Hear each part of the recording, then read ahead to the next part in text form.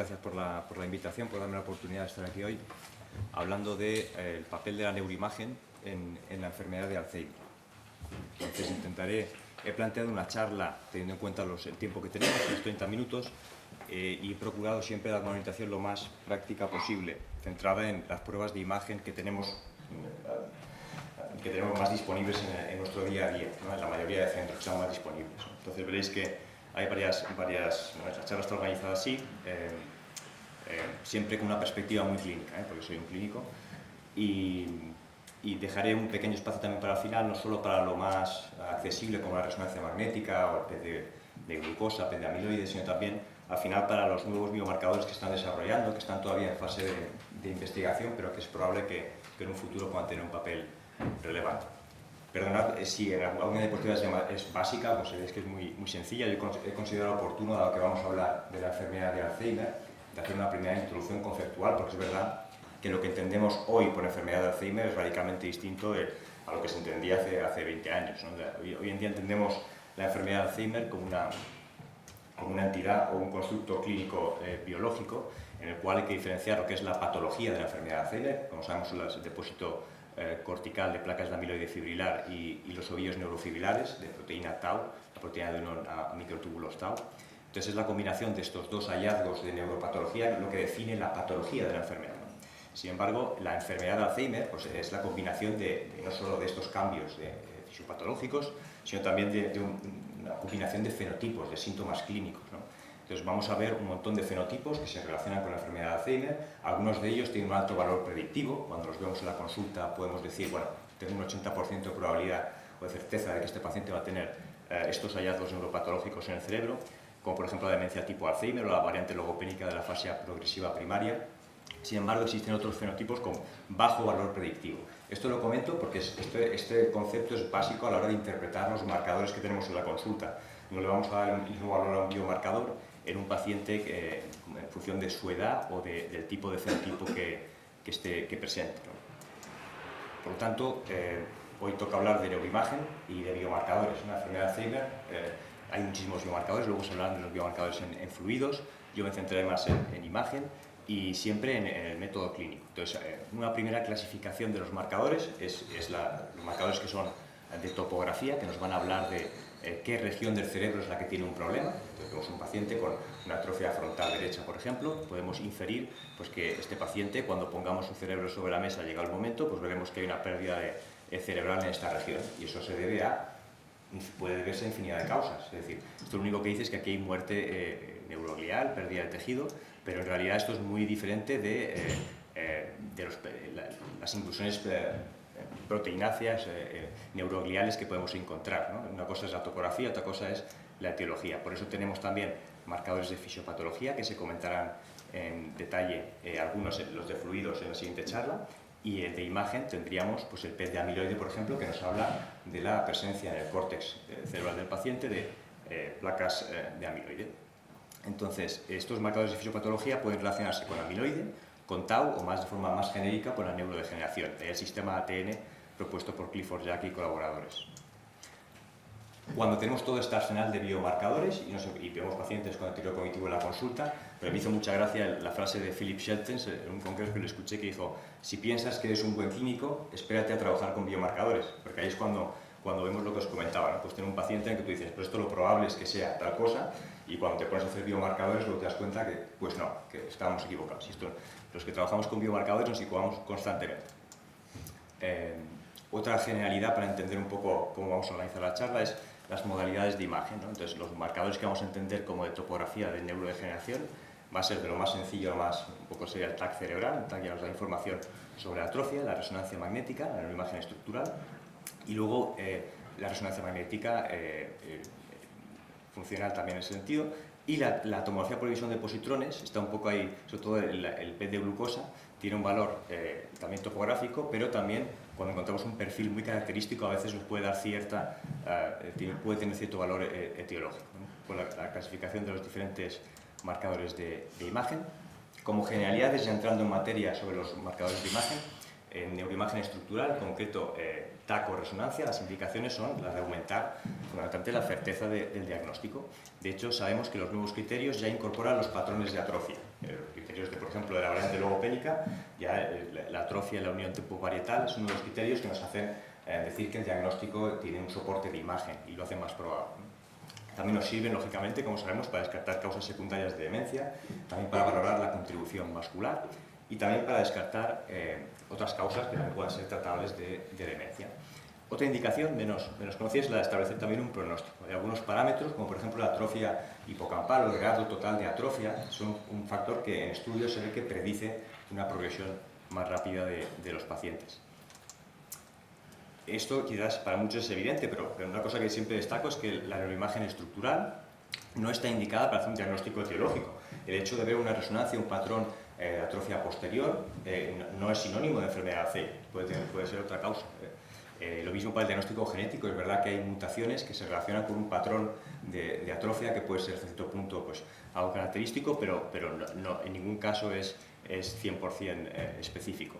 Y esto ya hay incluso estudios, este es un estudio que pongo aquí, con muchísimos, que han evaluado muchísimos estudios en los que se valora también que, por ejemplo, la atrofia temporal medial, la atrofia de hipocampo, que durante muchos años se dijo, esto es típico de Alzheimer, pues realmente como se estudia como biomarcador diagnóstico de Alzheimer, no vale para nada. Y es una cosa que, para destacar un poco, que no hacer ese salto, ¿no?, de pensar en atrofia temporal medial Alzheimer o patrón de atrofia posterior, esto va a ser Alzheimer. En otros marcadores de imagen, pues ya entramos por ejemplo, el PET de amiloide, que sabemos que la indicación fundamental es la de diagnosticar o identificar a pacientes con enfermedad de Alzheimer o excluir la enfermedad de Alzheimer en muchos casos. Típicamente, sobre todo se pide en las formas atípicas, en fase de deterioro cognitivo leve. Se suele decir, y aquí las recomendaciones varían, pero típicamente por encima de los 75 años tiene menos valor, porque sabemos que si cogemos personas que andan por la calle de más de 75 años, pues vamos a encontrar con cierta frecuencia un PET amiloide positivo, por lo tanto no tiene tanto valor en personas de más de 75 años. El PET de glucosa también típicamente se recomienda en presentaciones de pacientes que suelen ser atípicas, y el DAT scan puede servir, y está así reflejado en los criterios diagnósticos actuales, para apoyar también el diagnóstico de enfermedad por cuerpos de Levy, tanto en fase prodrómica como en fase de demencia. El PET de tau se habla mucho, se publica mucho y da una información muy relevante, como veremos en la charla más adelante, pero realmente en Europa ahora mismo no existe una indicación clínica. En Estados Unidos sí que está aprobado, y es verdad que, como se comentará en la siguiente charla seguramente, pues los marcadores en fluidos, sobre todo los marcadores en sangre, por el coste y el potencial que tienen, que han demostrado en cuanto a capacidad diagnóstica de identificar ovillos neurofilares fuera en áreas asociativas cerebrales, pues realmente el precio si lo comparamos a los 3.000 o 2.000 euros que vale un PET de tau, comparado a los 50 euros que puede costar una analítica donde medimos fosfotau, pues realmente aquí al PET de tau le sale una competencia muy dura.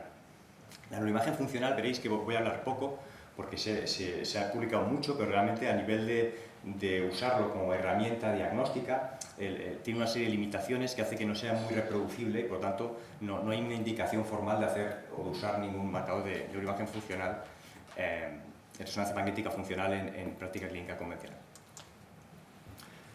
Hablábamos de que la neuroimagen estructural, una función fundamental, es excluir causas secundarias, lo que llamamos también descartar la patología neuroquirúrgica. El primer nivel sería el TAC, la tomografía computerizada. En muchos sitios es la prueba más accesible, la que podemos obtener de forma más rápida, y ya nos cumple una función muchas veces.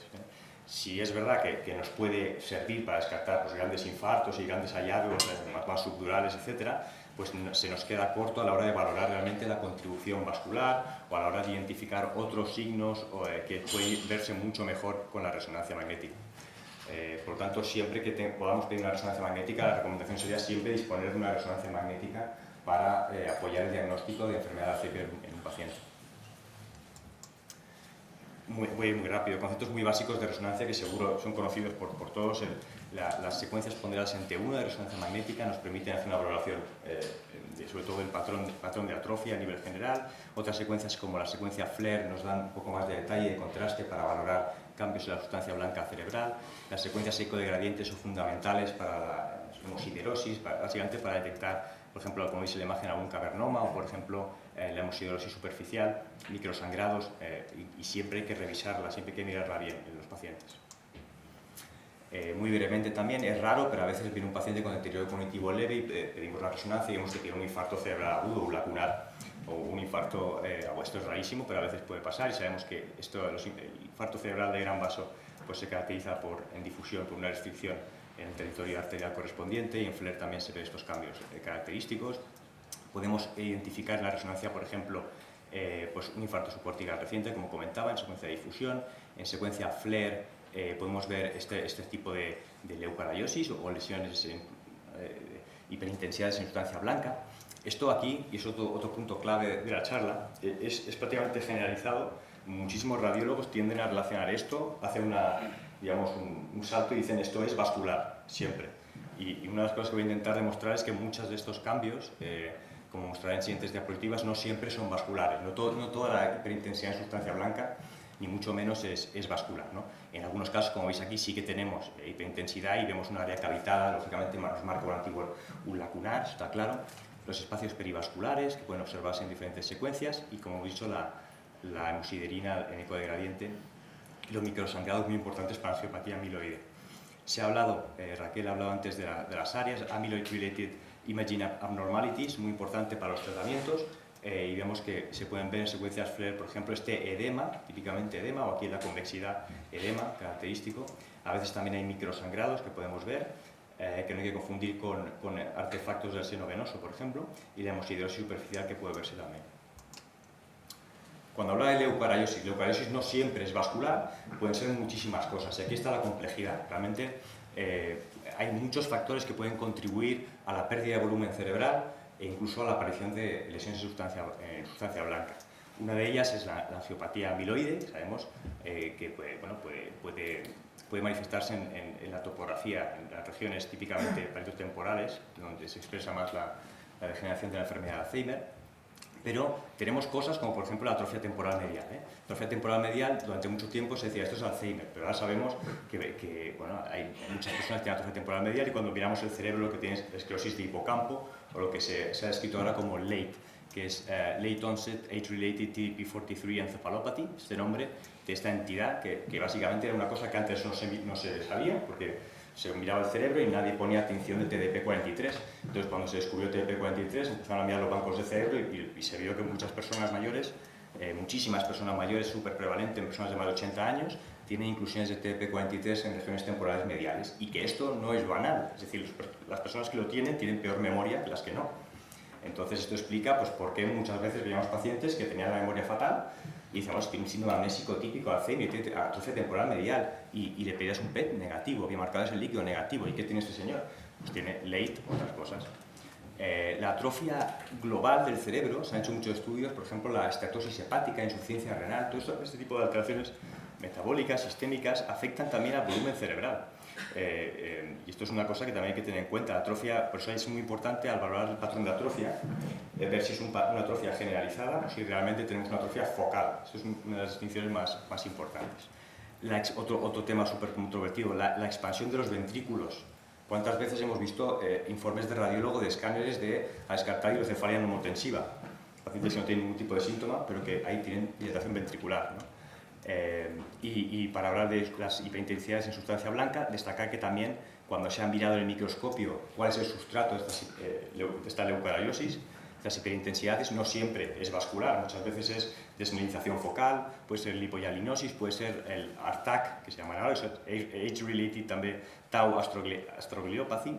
Son hallazgos de inclusiones de proteína tau que se ven, que se están empezando a caracterizar y entender cuál es su correlato clínico y biológico, que muchas veces no se explican estas hiperintensidades. Y solo por comentar lo de hidrocefalia neumotensiva, os recomiendo este artículo, no da tiempo a entrar mucho en detalle, si no me paso del tiempo, pero en este artículo de Alberto Spy, que salió ayer en la conversación de la cena, es un neurólogo muy provocador, que hizo este artículo en el que repasa un poco la evolución a largo plazo de muchos pacientes que fueron diagnosticados de hidrocefalia neumotensiva y a los que se les colocó una válvula de derivación. cuenta que la respuesta sostenida es realmente rara y muchos pacientes realmente lo que se acaba diagnosticando es una enfermedad neurodegenerativa. O sea que mucho cuidado con la hidrocefalia o con llamar hidrocefalia neurotensiva a todo. Hay que tener una certeza y haber descartado otras cosas antes. Os recomiendo también echar un ojo, si no teníais ya visto, a este Lancet Neurology 2022, en el cual se actualizan los criterios de la angiopatía amiloide. Sabéis que unos hallazgos típicos son las microhemorragias. Pues en esta última revisión, digamos, se revisan, con muchos casos con confirmación neuropatológica, y se ve que este patrón de hiperintensidad parcheado en convexidad cerebral, este patrón es típico cuando también espacios, no se ve muy bien, perdona, en espacios perivasculares. Cuando uno ve esto en un paciente que se presenta con deterioro cognitivo, con que tenga una microhemorragia en el cerebelo, esto es angiopatía amiloide, hasta que se demuestre lo contrario, son los criterios. Que este patrón ya se ha visto retrospectivamente en estudios clínicos de revisión de banco de cerebros, que este patrón se asocia muchísimo con la angiopatía amiloide. Muy rápidamente, insisto una vez más, lesiones de sustancia, o sea, hiperintensidad de sustancia blanca puede ser muchas otras cosas. Muy rara vez en una clínica de una unidad de memoria vemos pacientes con esclerosis múltiple, pero bueno, hay que tener presente que las lesiones de sustancia blanca son diferentes y también otras entidades que pueden caracterizarse por cambios en sustancia blanca. ¿Vale? Voy por la mitad de la charla, entonces ahora vamos a hablar un poco entrando en la resonancia, que es el marcador de imagen que tenemos más disponible. Os voy a resumir un poco qué tipos de análisis hay. Me voy a centrar en el que todos podemos usar. Mañana mismo en la consulta todos podéis usar las escalas de atrofia visual. ¿Por qué? Porque abres la resonancia, seleccionas un corte preestablecido en base a unas normas, y en ese corte, por ejemplo el corte en el que se ve, bueno, están muy bien descritos, pues tienes una serie de normas para hacer una valoración semicuantitativa, por ejemplo, del 0 al 4 de la atrofia temporal medial. Y así cuando hablas con un compañero, he dicho, este paciente tiene una atrofia temporal medial de 3. Y ya sabemos de qué estamos hablando. Es una cosa, no es muy precisa, pero ya es una aproximación que, sobre todo, os digo, es reproducible. Luego tenemos los estudios de voxel y de superficie. Tengo tiempo, muy brevemente, los estudios de voxel, básicamente ahí cogemos la resonancia, se hace un preprocesamiento de la imagen, lo que hacemos es dividir el cerebro en sustancia gris, voxeles que tienen una alta probabilidad de ser sustancia gris, o por ejemplo sustancia blanca, y cada voxel va a tener una intensidad, y la intensidad que nos dice básicamente que va del 0 al 1, y esa es la probabilidad de que ese voxel sea sustancia gris, por ejemplo. De forma que si tenemos un mapa de probabilidad, de la probabilidad de que cada voxel sea sustancia gris, aplicando una serie de métodos, se pueden agrupar sujetos en grupos y hacer estadística, porque al final tú puedes tener 20 sujetos en un grupo y coger un voxel y decir, vale, pues la media de probabilidad de sustancia gris en este voxel es de X, de 0.5, y la desviación estándar de 0.1, por lo tanto podemos hacer estadística como con cualquier otra medida. Y es básicamente lo que se hace cuando veis estudios voxel-based y se comparan grupos de pacientes, por ejemplo Alzheimer con controles o con otro grupo. Y los estudios de superficie se diferencian en que en lugar de dividir todo en voxeles, lo que se hace es segmentar y buscar, no se ve bien, pero la línea de la superficie pial y la interfaz entre sustancia gris y blanca se traza una línea. Entonces, en cada vértice pues hay una distancia entre la superficie pial y el fin de la sustancia gris, y nos podemos establecer en milímetros el grosor cortical. Entonces, para cada vértice tenemos un grosor cortical, es el numerito con el que vamos a hacer estadística, se hace estadística con grosor cortical, por ejemplo. Simplemente para introducir otras formas de análisis que ahora es más difícil implementar en práctica clínica. Esto sería lo más sencillo. Entonces, escalas de atrofia, os refiero también, por el tema de tiempo, a este artículo de Fiona Harper, publicado en la revista Brain, en el que se hace una descripción muy detallada y se valida un grupo de escalas de atrofia visual. Se evalúan muchas escalas de atrofia visual, se hace un trabajo para hacerlas más operativas y reproducibles, con criterios muy bien definidos, y se hace un estudio data-driven con pacientes que tienen confirmación neuropatológica, casi 200 pacientes con confirmación neuropatológica, para ver qué medidas de atrofia en la escala visual son las que mejor predicen pues, que un paciente tenga una patología u otra. Es un paper muy interesante que usa el gold estándar de la patología, demuestra que estas escalas son reproducibles, que se aplican en 60 segundos cuando estás entrenado, o sea, realmente tú abres la resonancia muy rápidamente estás haciendo la puntuación, y os invito a ver el material suplementario de este artículo, porque no da tiempo a explicar todas las medidas. Es un total de 6 medidas en diferentes regiones, con las que se seleccionaron, y os pongo aquí el ejemplo, por ejemplo, este artículo de la compañera del Hospital Clinic, Neus Falgas, que comparó diferentes síndromes y vio la atrofia media en cada una de estas regiones con la escala de atrofia visual. Entonces, básicamente, un concepto de esta diapositiva es que la degeneración lobular frontotemporal típicamente tiene atrofias más extremas. La enfermedad de Alzheimer está caracterizada por niveles de atrofia más o menos intermedios, que cambian en función de si es early onset o late onset. Y luego, una vez más, insistir en los dogmas, eso ya no digo más, pero atrofia temporal medial, ojo, que no es siempre Alzheimer, atrofia posterior, ojo, que no es siempre Alzheimer, y ojo, porque la DFT no siempre tiene una atrofia frontal brutal o evidente. A veces encontramos casos más prodrómicos en los que no es el caso. Se ha publicado recientemente los criterios para la variante conductual de la enfermedad de Alzheimer, y os invito también a profundizar un poco en este artículo, que es interesante.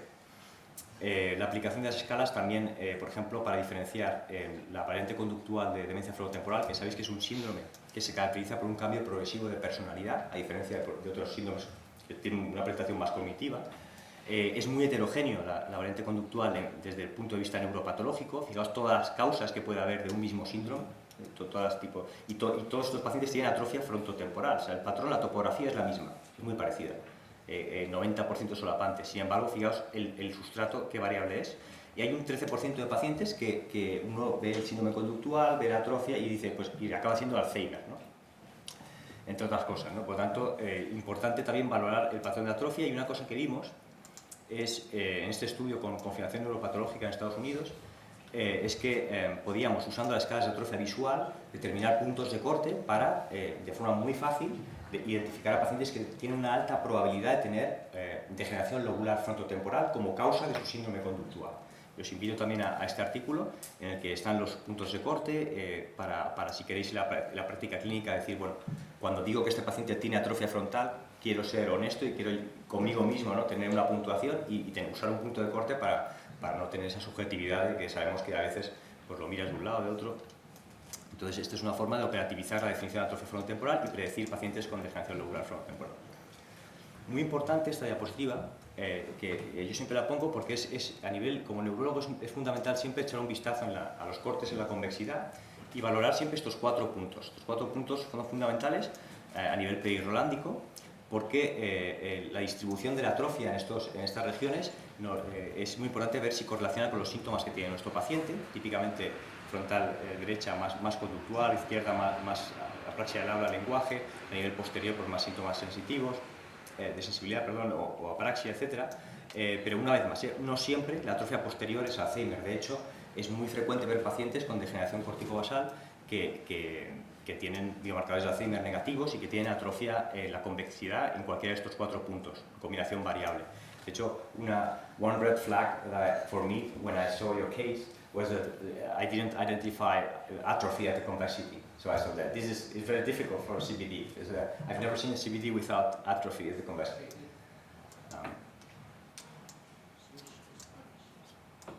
That's why CBS is the term. CBS, that's it. Yeah. Oh, ¿algo pasa? Sí, de hecho se me enciende como... No sé.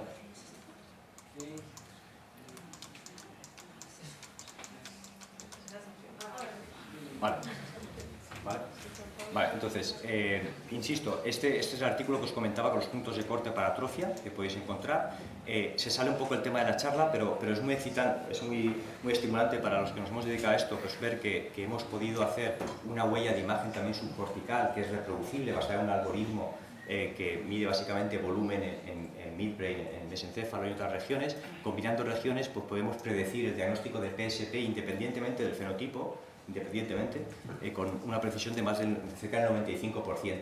De hecho, en este trabajo con Adam Boxer estamos muy ilusionados porque lo hemos propuesto como criterio de entrada para una plataforma de ensayos clínicos de PSP, para que no sea solo el diagnóstico sindrómico, sino que realmente para entrar en el ensayo se tiene que confirmar que tu huella, tu patrón de neurodegeneración es el típico de PSP, y se ha enviado la propuesta y con suerte pues a ver si hacemos la primera plataforma que tiene este criterio, ¿no?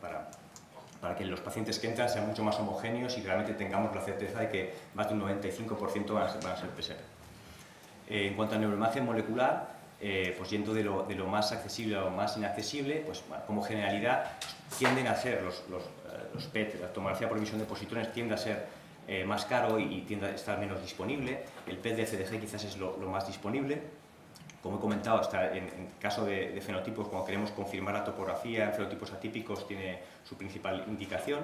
El signo de la isla del cíngulo nos puede ayudar también en casos con enfermedad con cuerpos de Levy, sobre todo los que son más jóvenes, como los 70 años, en los que este signo es más evidente. Y yo siempre digo que nosotros, por ejemplo, nunca usamos el DAT-scan cuando sospechamos topopatía 4R, priorizamos siempre el PDFDG y la neuroimagen estructural.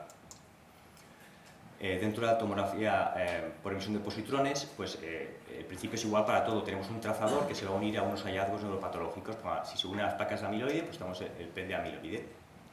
Es accesible, seguro, pero bueno, tiene un alto coste y en personas mayores, como he dicho, pues la interpretación puede ser más complicada, ¿vale?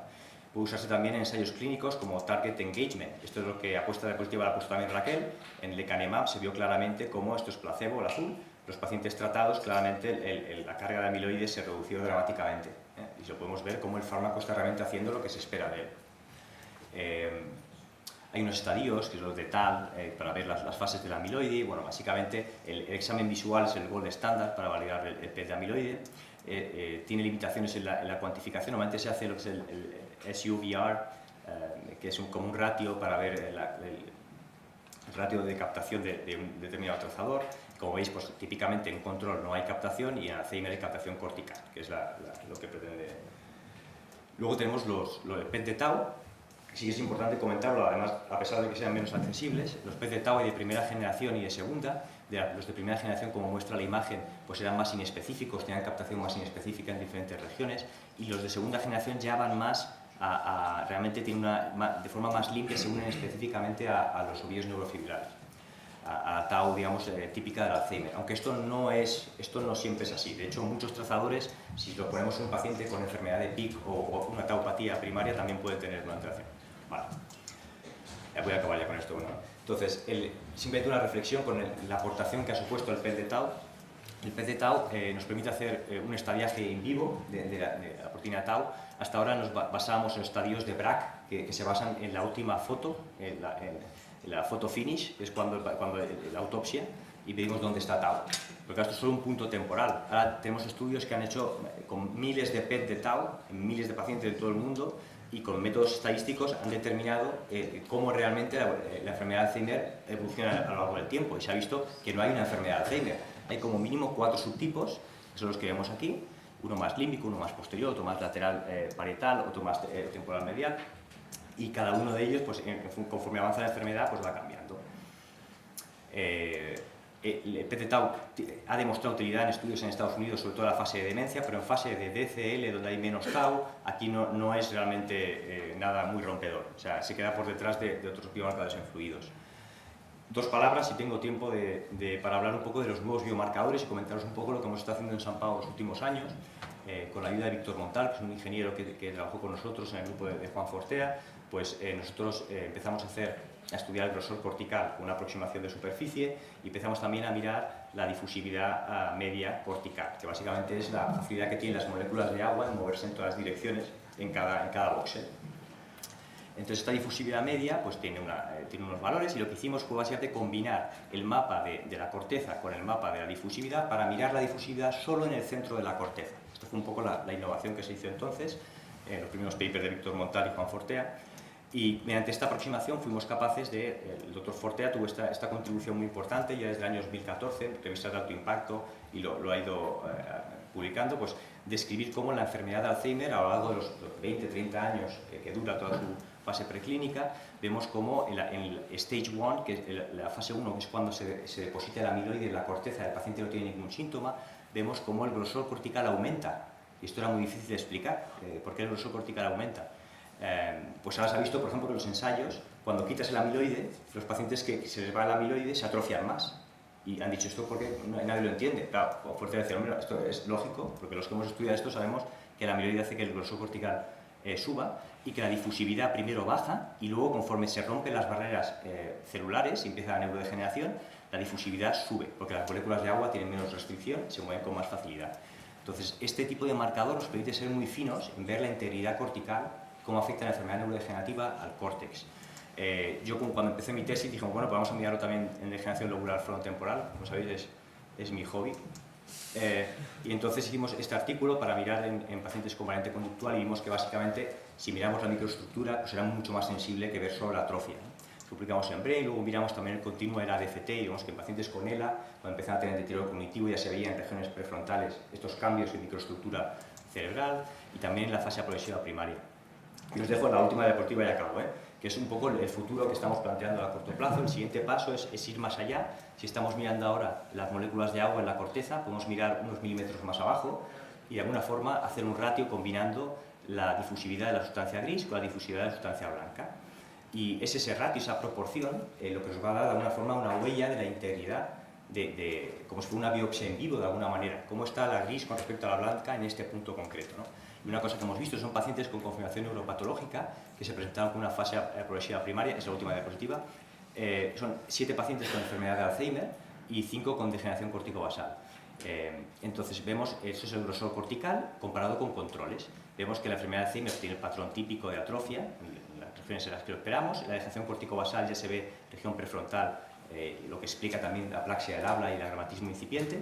La difusividad, solo en la corteza ya vemos que el mapa es mucho más extenso, con el mismo threshold, y tenemos una afectación más difusa. Y cuando usamos el ratio, una sorpresa que nos llevamos es que el ratio es totalmente diferente en la enfermedad de Alzheimer que en una taupatía secundaria, vamos a decir, enfermedad de Alzheimer, que una taupatía primaria, la degeneración corticobasal. Totalmente lo opuesto. En la degeneración corticobasal hay más afectación de la sustancia blanca que de la sustancia gris, y en la enfermedad de Alzheimer mucha más afectación de la gris con respecto a la blanca. Es decir, que con una simple resonancia, con 200-300 euros, podríamos llegar a tener un marcador no solo de topografía, sino de fisiopatología. O sea, he empezado la charla diciendo una cosa y acabamos ya diciendo como todo lo contrario, ¿no? Y nada, muchas gracias por vuestra atención. Gracias también a todo el equipo de la unidad de memoria, donde tengo el privilegio de trabajar. Mucho de lo que he enseñado es trabajo de toda esta gente. Y también a la red de mentores y colaboradores internacionales que también han participado en todo esto. Muchísimas gracias.